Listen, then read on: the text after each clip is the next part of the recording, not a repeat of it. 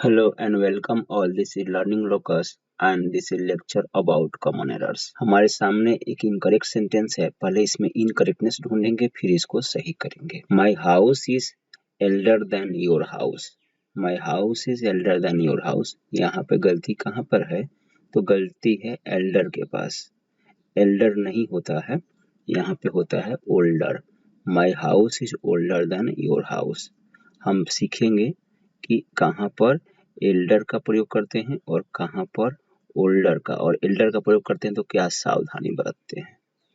आगे, Tushar is elder than his friend. Tushar is elder than his friend, यहाँ पर भी एल्डर में ही प्रॉब्लम है, यहाँ पे भी हो जाएगा Tushar is older than his friend. So next sentence है Ram is his older brother. Ram is his older brother, यहाँ पे भी इसी में प्रॉब्लम है और यह हो जाएगा Ram is his elder brother. अब क्या मामला है? मामला यह है कि एक एडजेक्टिव है ओल्ड, इसका दो बनता है। कंपैरेटिव डिग्री बनाने का दो स्टाइल, सुपरलेटिव बनाने का दो स्टाइल, ओल्डर, ओल्डेस्ट, और फिर दूसरा तरीका का एल्डर, एल्डेस्ट। ओल्ड का ही फॉर्म है, लेकिन आप ओल्ड के इस फॉर्म का प्रयोग करेंगे किसी थिंग के लिए। थिंग के लिए तो यहाँ पे हाउस था ना फर्स्ट सेंटेंस में, my house is older then your house, तो थिंग है इसलिए हमें ओल्ड का प्रयोग करना पड़ेगा, ओल्डर आ जाएगा, मतलब ओल्ड के ओल्डर का, ठीक है, थिंग के लिए। दूसरा भी इसका यूज होता है, हम उस पर्सन के लिए करते हैं जो हमारे फैमिली का नहीं है, उसी पर्सन के लिए करते हैं। जैसे Tushar is older than his friend, Tushar और हिज फ्रेंड एक ही फैमिली के प्रतीत नहीं हो रहे हैं, इसलिए यहाँ पे ओल्डर डालेंगे। लेकिन अब आप समझ गए, एल्डर का प्रयोग करेंगे पर्सन के लिए केवल, और किस पर्सन के लिए? सेम फैमिली के पर्सन के लिए, और किसी के लिए नहीं, बस। तो यहाँ पे है Ram is his elder brother, तो राम और जो ब्रदर, हिज ब्रदर है, दोनों एक ही परिवार के हैं, so Ram is his elder brother, यहाँ पे एल्डर लगेगा। समझ गए होंगे, ओल्डर का प्रयोग थिंग के लिए करेंगे और पर्सन के लिए करेंगे जो अपने परिवार के नहीं होते हैं। एल्डर का प्रयोग केवल उस पर्सन के साथ करेंगे जो अपने परिवार के हैं, ओल्डर, एल्डर, एल्डेस्ट का। अभी देखिए एक सावधानी है कि जब भी आप एल्डर का प्रयोग करेंगे उसमें देन नहीं लगाएंगे, देन नहीं लगाना है, आपको ध्यान रखना है। एल्डेस्ट के पहले द लगाएंगे, लेकिन एल्डर के बाद देन नहीं लगाएंगे। और यह है एल्डर का प्रयोग सेम पर्सन के लिए होता है, सेम फैमिली के, और देन नहीं लगाते हैं, जबकि ओल्डर का प्रयोग पर्सन थिंग के लिए होता है, और पर्सन कौन? जो अपने परिवार के नहीं है। समझ गए होंगे आप। तो ओल्डर और एल्डर का हमने यहाँ पे यूज देख लिया है। अभी देखिए, India is giving Nepal further help. India is giving Nepal further help, ऐसे ही एक वर्ड है, एक एडजेक्टिव है फार। फार मीन्स होता है दूर, आगे, ऐसे करके।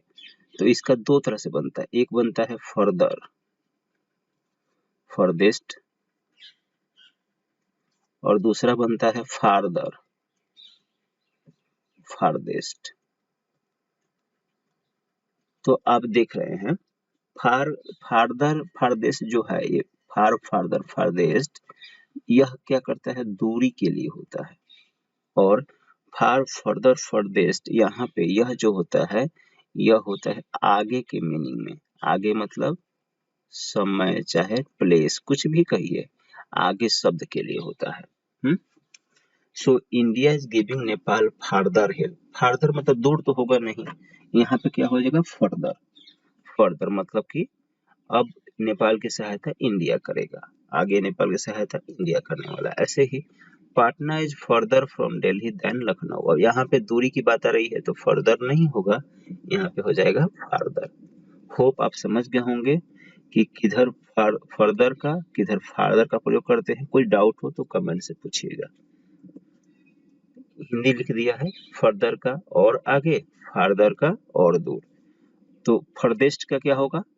फर्देस्ट की हिंदी होगी सबसे आगे, और फार्देस्ट की सबसे दूर, ऐसा कुछ हिंदी है। अब नेक्स्ट पे चलते हैं। Many a man hanker after money.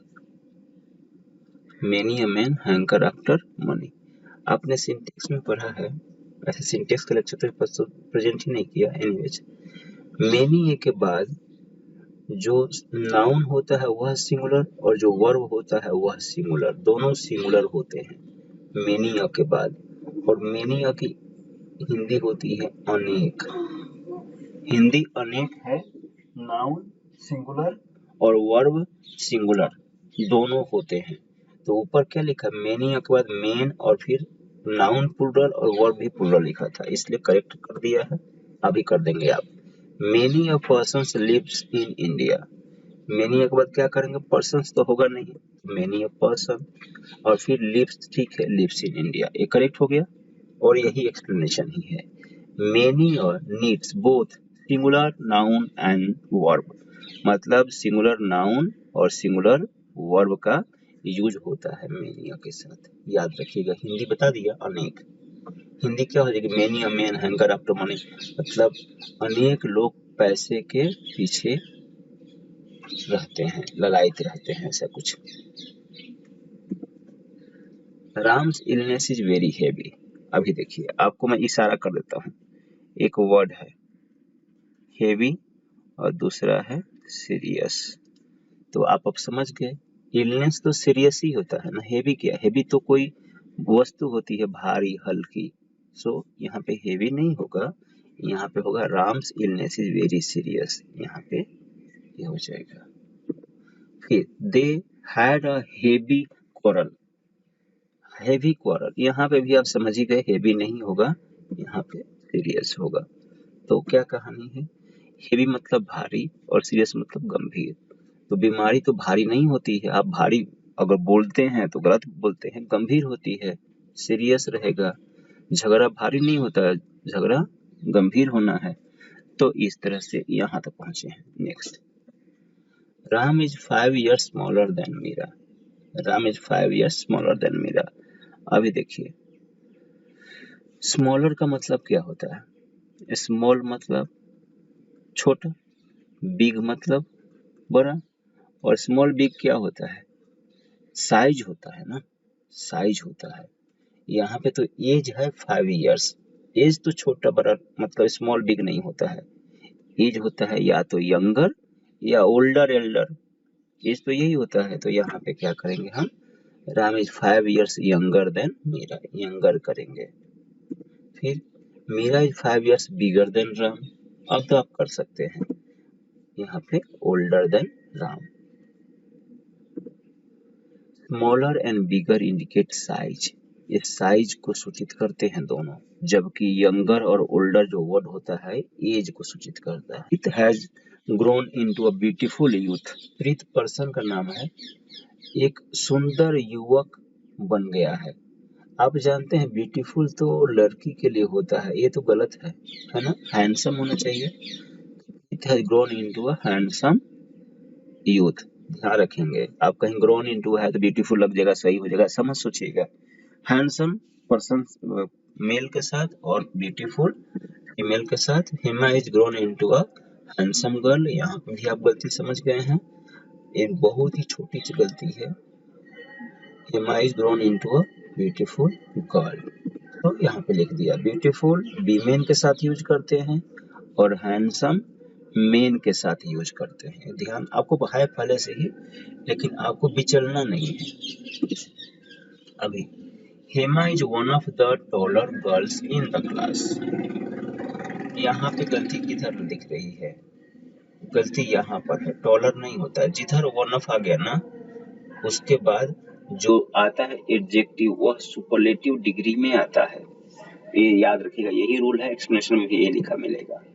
Hema is one of the tallest girls in the class, one of the tallest girls in the class, इसके बाद गर्ल्स ही होता है, प्लूरल ही होता है। आप सिंटेक्स में सीखेंगे कि वन ऑफ के बाद जो नाउन का प्रयोग करते हैं प्लूरल करते हैं, तो प्लूरल गर्ल्स रहेगा।